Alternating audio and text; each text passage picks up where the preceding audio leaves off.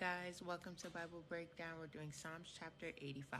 This psalm is titled Restoration of Favor for the Choir Director, a psalm of the sons of Korah. So I have 3 different points for this psalm. Just to get right into it, for verses 1 to 7, I wrote that this is a call out to God for restoration.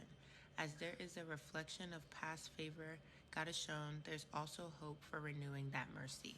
So as you see in verses 1 to 3, it uses words of past tense. So it says, you shone, you restored, you forgave, you covered, you withdrew, you turned. But then in verse 4, it says, return to us, God of our salvation, and abandon your displeasure with us. And that verse alone just highlights the renewing of mercy that they're looking for. Then to continue for verses 8 and 9, I wrote that it's showing surrenderance to the Lord in order to find peace and salvation.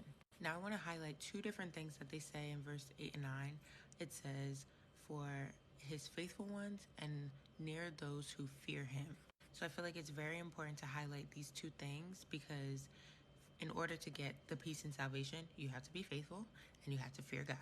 And then to end the chapter for verses 10 to 13, I wrote that it tells us how there's a nice balance to God that works for the good of the world. So the balance they're talking about is faithful love and truth and righteousness and peace. That's in verse 10.